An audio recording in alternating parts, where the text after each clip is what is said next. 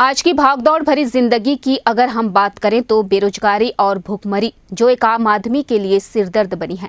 और इसी बेरोजगारी में अगर हमारा हाथ या पांव कट जाए तो हमें हमेशा के लिए घर पर बैठने का एक बहाना मिल जाता है, या फिर अगर घर की जिम्मेदारी हो तो हम भीख मांग कर गुजारा करते हैं। आज हम बात करने जा रहे हैं हिंदुस्तान के ऐसे नौजवान की जिसको 2008 में इटारसी रेलवे हादसे में एक पैर गंवाना पड़ा था। उसके बाद भी एक वर्ष तक अपाहिज जैसी जिंदगी और अपने भविष्य को लेकर काफी नर्वस रहना पड़ा था। एक वर्ष के बाद उस नौजवान ने अपना पुराना अतीत भुलाकर एक नई सोच लेकर आगे बढ़ा और हिमाचल की चोटी पर हिंदुस्तान का तिरंगा लहराया। जी हां, हम बात कर रहे हैं नागपुर काटोल के एक मूर्ति गांव की, जहां से एक अशोक मुन्ने सामने आए जो आज बड़ी बड़ी कंपनियों के फूड एम्बेसडर हैं। आइए बात करते हैं अशोक मुन्ने जी से, उनकी जिंदगी के बारे में और भविष्य में क्या कुछ करने वाले हैं अशोक। INN 24 न्यूज के खास शो में। दोस्तों आदाब, INN 24 न्यूज में फिर से एक बार आपका स्वागत है। आज हम बात करने जा रहे हैं उस पहलू की जो इंसान अपने आप के अंदर एक जुनून होता है, काम करने के लिए ठान लेता है। वही चीज आज हमारे साथ मौजूद है और INN 24 न्यूज ऐसे शख्स से मुलाकात कराने जा रहा है आज कि अगर हम दुनियावी में अगर हमारा हाथ कट जाए या पैर कट जाए या कोई ऐसा घातक घाव हो जाए जिसकी वजह से हम घर में बैठ जाते हैं, नहीं तो रास्ते पे चलते हुए भीख मांगते हैं। लेकिन हमारे साथ हैंडीकैम अशोक मुन्ने मेरे साथ मौजूद है जो काटोल नागपुर डिस्ट्रिक्ट मूर्ति गांव से रिप्रेजेंट करते हैं। अशोक जी, INN 24 न्यूज में बहुत बहुत स्वागत है। Thank you. अशोक मुन्ने की मैं बात कर रहा हूं। 2008 में एक एक्सीडेंट होता है। 3 फरवरी 2008 इटारसी से नागपुर आने के लिए रेल हादसा। स्टेशन से जब नागपुर के लिए वो ट्रेन रोकते हैं तो ट्रेन नहीं रोक पाती, ट्रेन छूट जाती है और वही ट्रेन को सपलाने के लिए, पकड़ने के लिए वो उनका पैर स्लिप होता है और पैर कट जाता है। आखिरकार उनके साथी ट्रेन में जो सफर कर रहे थे चैन खींचकर ट्रेन रोकते हैं और वही कटे पैर को साथ में रखकर नागपुर सरकारी हॉस्पिटल मेवा पे आते हैं। अशोक जी, कैसा था आपका वो सफर, बताइए।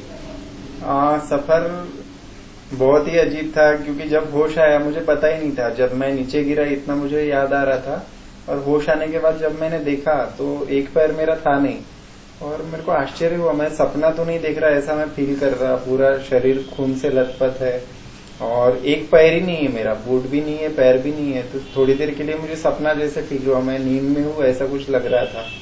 लेकिन 1 मिनट के बाद में जो पेन शुरू हुआ बहुत ही खतरनाक तरीके से, तब पता चला कि मेरा पैर सच में जा चुका है। उसके बाद जो ट्रीटमेंट हुई, ऑपरेशन हुए और 2 ऑपरेशन हुए लेकिन ब्लीडिंग नहीं रुक रही थी और ज्यादा ऑपरेशन करने थे। तो मैंने बोला ऑलरेडी मैं 1.5 महीना रह चुका था, बहुत प्रॉब्लम हो रहे थे और वहाँ कुछ स्टूडेंट मुझे ऑपरेट कर रहे थे मैं हॉस्पिटल में डॉक्टर के कहने पे।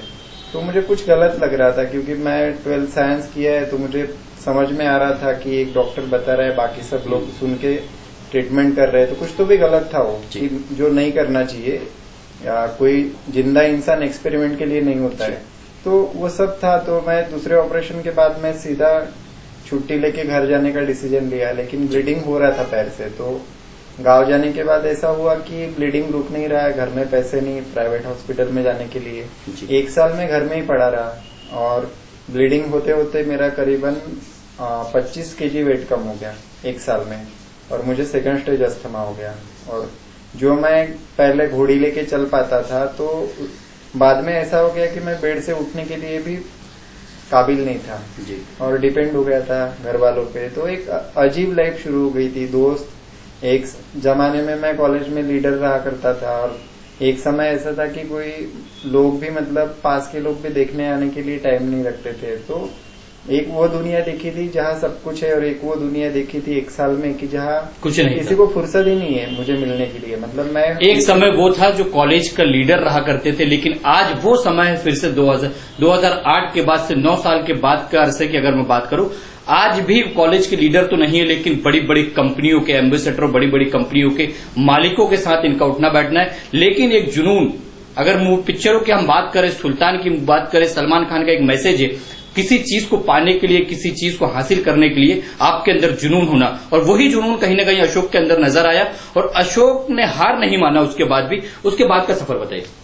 उसके बाद फिर एक अंदर से बहुत सारी चीजें चल रही थी कि यार ऐसी जिंदगी जीने से अच्छा है कि सुसाइड कर लो, क्योंकि डिपेंड होके आज मैं यंग हूँ, मम्मी पापा है, मैं उनके ऊपर डिपेंड हूँ, जबकि आज मुझे कुछ करके उनको सपोर्ट करना है। लेकिन चीजें ऐसी चल रही थी कि उल्टा हो रहा था सब कुछ और मुझे वो ठीक नहीं लग रहा था। और गांव में ऐसा था कि हमारा पुराना घर गिर गया था, हम खेत में जो गाय के लिए बनाया था उसमें जाके रह रहे थे, गांव से 3 किलोमीटर दूर।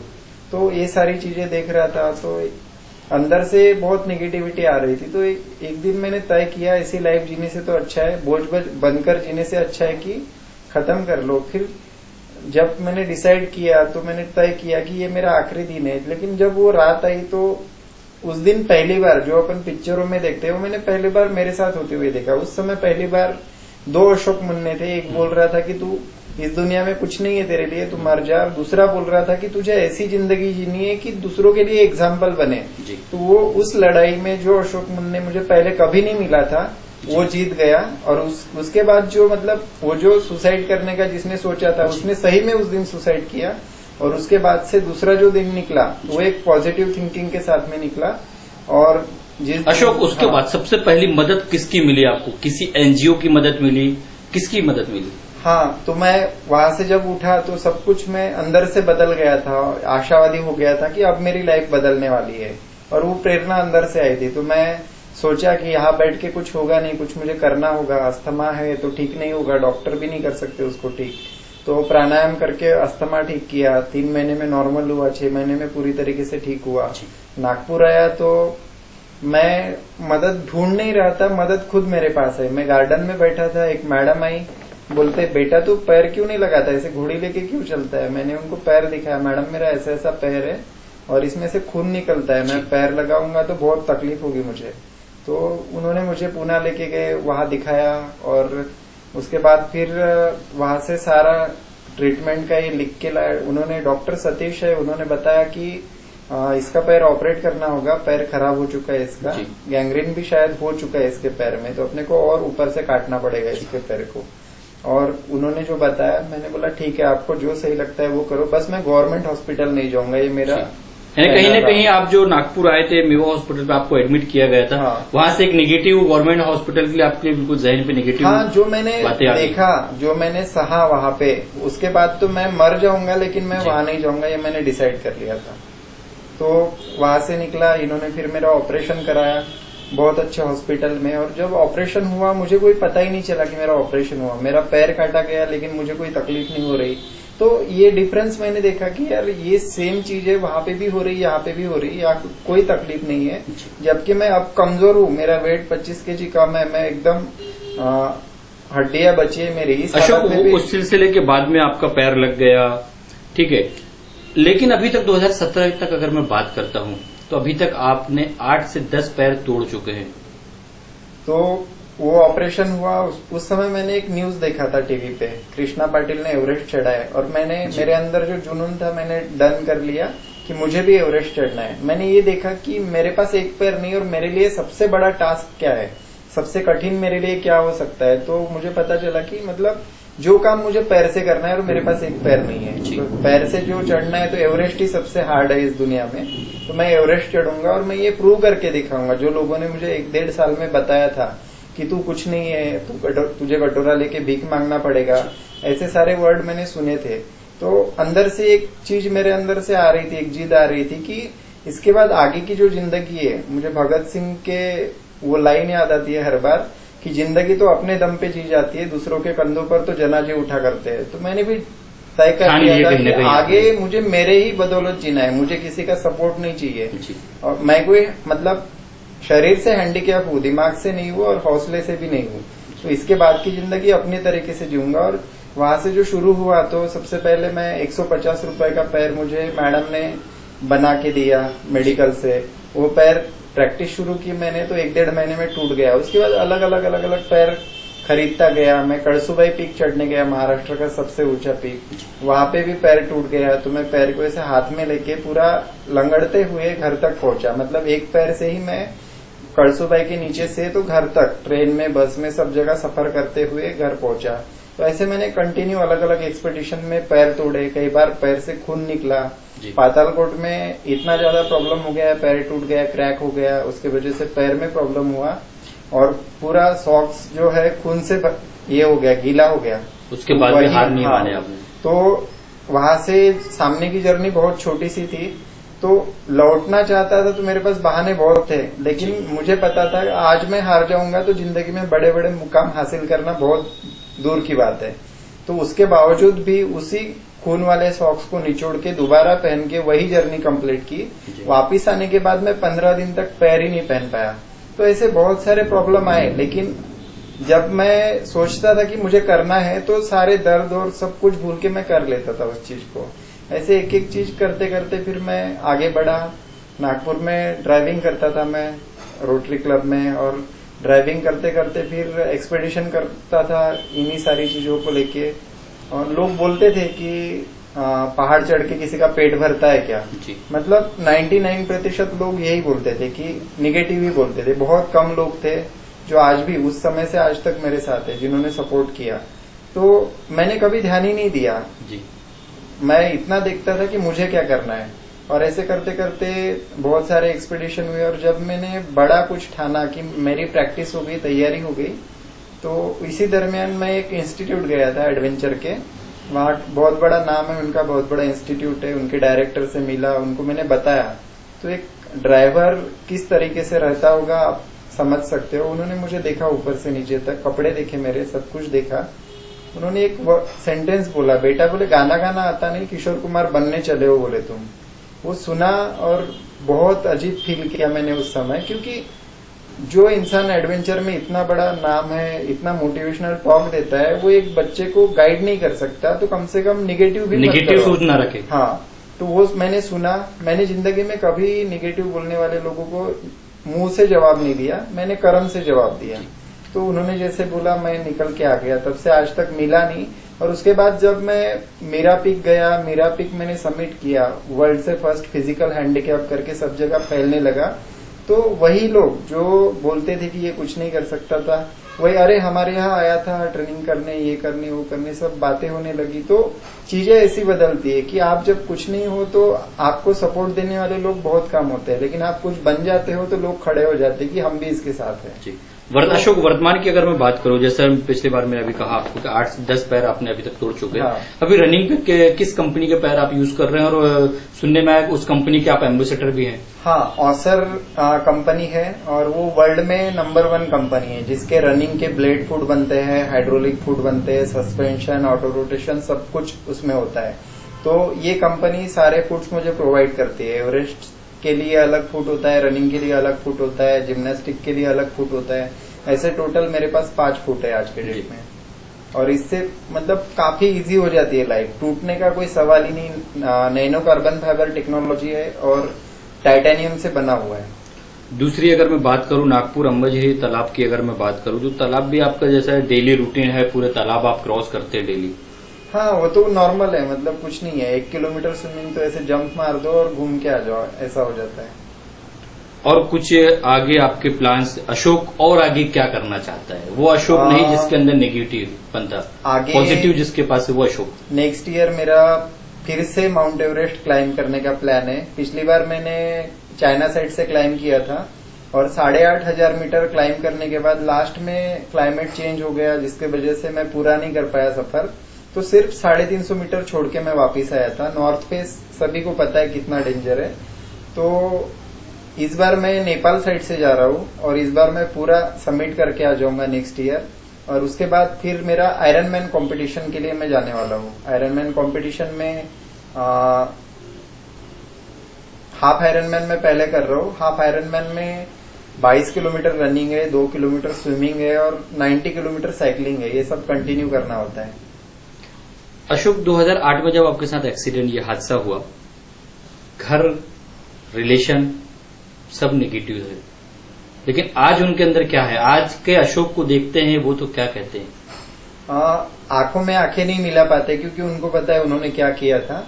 और सिचुएशन ऐसी थी कि उनके घर जाओ तो अच्छे से बात भी नहीं करेंगे ताकि हमारे ऊपर बोझ ना बन जाए, इस तरीके से देखते थे। कई अच्छे अच्छे लोग हैं यहाँ पे, भोयर फैमिली है जिन्होंने मुझे एक रूम पे रहने से लेके अपने घर लेके उन्होंने बहुत सपोर्ट किया हर चीज में। और उनको भी बताने लगे अरे अच्छा लड़का नहीं है, इसको मत रखो अपने घर। तो ऐसे मतलब खुद अच्छा नहीं कर पा रहे, किसी को करने भी नहीं दे रहे। लेकिन आज जब उनको पता है कि ये सब कर रहा है, इसका बहुत बड़ा रिसोर्ट खुल रहा है और बहुत सारी चीजें एट ए टाइम कर रहा है ये, तो वही लोग मतलब जो कल निगेटिव बोलते थे वही लोग कुछ हो जाएगा क्या हमारे बेटे के लिए, यहाँ तक बोलने के लिए पहुंच जाते हैं। मतलब अजीब लगता है ये सब चीजें। अशोक, इतने सफर पे प्राइवेट से बात हुई, प्राइवेट संस्थाओं ने, प्राइवेट हॉस्पिटलों ने, प्राइवेट कंपनियों ने आपकी मदद की, लेकिन ये एक्सीडेंट पता चलने के बाद क्या शासन प्रशासन द्वारा आपके पास कभी मदद के लिए कोई आया? जी, उसके लिए तो कभी कोई मदद नहीं मिली। और रियलिटी ये है कि मैं 1 साल बेड पे था, मेरे पास कोई था नहीं वो सब करने के लिए।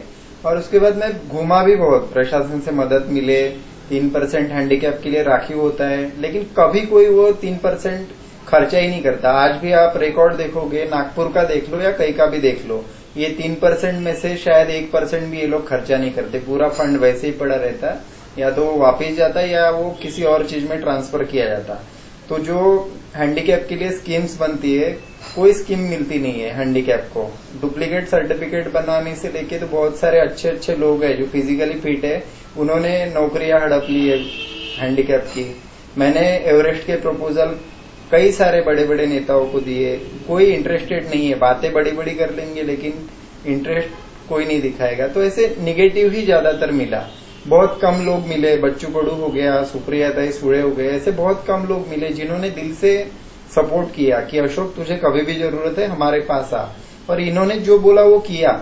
मैंने तो अब तक बोलते हुए देखा था लोगों को, लेकिन पहली बार देखा कि यार जो नेता लोग है ना, इसमें कुछ अच्छे लोग भी है कि ये जो बोलते ये वही करते हैं। अच्छा, महाराष्ट्र शासन देवेंद्र फडणवीस द्वारा आपको ये बीच में अवार्ड भी मिला है, वो क्या?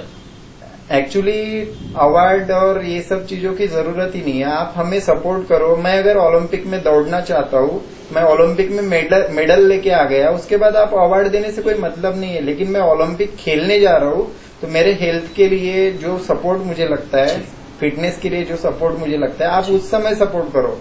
जब इंसान सफल होके आता है तब उसको कोई भी कंपनी ब्रांड एम्बेसडर बना लेगी, कुछ और उठा लेगी। ये लोग क्या करते कि आप सफल होके आ गए, आपको अवार्ड दे देंगे, पैसा दे देंगे कि भाई तूने 1 मेडल लाया ना, ये ले पैसा, तू ऐश कर, तू दोबारा मेडल मत लाना। आपके माध्यम से आप आगे चल के अपनी संस्था एनजीओ खोल रहे हैं, खोलने वाले हैं, तो हैंडीकैप के लिए क्या आप खुद क्या मदद करना चाहेंगे? जैसा आप एक तरफ आपकी अगर मैं बात करूं तो आपके अंदर तो सरकार के लिए पूरा नेगेटिव है, हॉस्पिटल्स की बात करूं या सरकारी जैसे योजनाओं की बात करूं, लेकिन आप खुद अगर हैंडीकैप को जिस तरीके से आपके अंदर एक जुनून था, और ऐसे कुछ और हैंडीकैप निकालें आप पूरे हिंदुस्तान से जिनके अंदर कुछ न कुछ कलाएं हैं, हुनर हैं, तो उनके लिए क्या मदद करेंगे आप? गवर्नमेंट के लिए निगेटिव नहीं है। इसी गवर्नमेंट में कुछ अच्छे लोग हैं जो बहुत अच्छे से काम कर रहे हैं। मैं दिल्ली गया था और दिल्ली में मैंने जो सिस्टम देखा, मोहल्ला क्लिनिक से लेके तो काफी सारी चीजें, तो मैं हिल गया यार। ऐसा अगर रहे ना, यहाँ के प्राइवेट हॉस्पिटल से भी अच्छी सुविधाएं वहां पे है। यहाँ के प्राइवेट स्कूलों से अच्छे स्कूल गवर्नमेंट के स्कूल है दिल्ली में। तो इंसान करना चाहे गवर्नमेंट में रह के तो बहुत अच्छे काम कर सकते हैं, लेकिन यहाँ करप्शन ज्यादा है, काम कम है। तो और दूसरी बात, मैं क्या करने जा रहा हूँ, यहाँ पे मुझे पता है स्पोर्ट में मुझे किसी ने सपोर्ट नहीं किया। यहाँ पे क्रीडा का ऑफिस है नागपुर में, उनको जाओ, कोई अच्छे से बात नहीं करता है आपसे। आप कुछ योजनाएं उनको पूछो, क्या हम कर सकते हैं, क्या आप आगे बढ़ा सकते हो हमको, किस तरीके से हम तैयारी करें, कोई रिस्पांस नहीं देगा अच्छे से। और इन्हीं लोगों की बड़ी बड़ी संस्थाएं है, डोनेशन भी वहीं पे जाता है गवर्नमेंट से सीधा। ये बड़े बड़े ऑफिसर्स डाइवर्ट करते उनके तरफ, आप काम कर रहे हैं इससे कोई मतलब नहीं उनको। अभी हम रिसोर्ट के साथ साथ, एडवेंचर एंड रिसोर्ट के साथ साथ पैरा ओलंपिक ट्रेनिंग सेंटर खोल रहे हैं, और ये para Olympic training centre totally free of cost रहेगा। जो भी हुनरमंद इंसान है, जो भी हुनरमंद लड़का है, लड़की है, तो उनको हम एक नया प्लेटफॉर्म देंगे, चाहे वो बॉक्सिंग में हो, चाहे वो रनिंग में हो, चाहे किसी भी चीज में हो। उसको जो भी चीजें चाहिए, जो भी जरूरत है, उसको भटकना ना पड़े, क्योंकि आधी जिंदगी भटकने में चली जाती है, उसकी एज चली जाती है, कहाँ ओलंपिक में जाएगा, कहाँ नेशनल खेलेगा, कहाँ स्टेट खेलेगा। स्पेशली अगर मैं हैंडीकैप की बात करूं तो हाँ, हैंडीकैप के लिए स्पेशली ये पैरा ओलंपिक ट्रेनिंग सेंटर, मतलब पैरा ओलंपिक में पूरे हैंडीकैप ही लोग ओलंपिक लेवल तक जा सकते हैं, तो ये स्पेशल उन्हीं के लिए ट्रेनिंग सेंटर खुल रहा है। और इसमें पूरे दिल्ली से ट्रेनर्स बुलाए जाएंगे, उनको गाइडेंस होगा, उनकी पूरी प्रैक्टिस होगी। और इसमें काफी अच्छे अच्छे लोग हैं, तरुण कुमार बंसल है, अनंत कटारिया है, विवेक दहिया है, ये सब मेरे पार्टनर है दिल्ली से, और ये सारे लोग इसके लिए पूरा सपोर्ट कर रहे हैं फाइनेंस का दिल्ली से। आखिरी सवाल अशोक, अभी आप किस कंपनी के एम्बेसडर हैं? अभी मैं ऑसर कंपनी का एम्बेसडर हूँ, ब्रांड एम्बेसडर हूँ। इसके पहले मैं P&O इंटरनेशनल का रह चुका हूँ, उसके पहले फ्रीडम इनोवेशन का रह चुका हूँ। तो कंपनियां बदलती रहती है, जहां से अच्छा ऑफर मिलता है ज्वाइन कर लेते हैं। दर्शकों, ये थे अशोक मुन्ने, जो आपके लिए कहीं ना कहीं सबक हैं, और युवा पीढ़ी के लिए खासतौर से मैं कहूं कि बहुत बड़े सबक है ये अशोक मुन्ने, जिनका पैर कटने के बाद भी एक जुनून उनके अंदर रहा, एक दायरा उन्होंने बनाया, निगेटिव अशोक को निकाला, अपने अंदर पॉजिटिव लाया, और एक आखिरी जो मैसेज दिया उन्हें सरकार को लेकर कि बड़े बड़े अवार्ड से नवाज दिया जाता है, कब? जब वो बंदा खुद जीत के आ जाता है। एक मैसेज ये था कि जब जा रहे हैं उनके लिए वो चीज प्रोवाइड की जाए जो चीज उनको काम आए, लेकिन वो सरकार ध्यान नहीं देती। कैमरामैन राहुल के साथ आईएनएन 24 न्यूज, सलीम रहमान, नागपुर।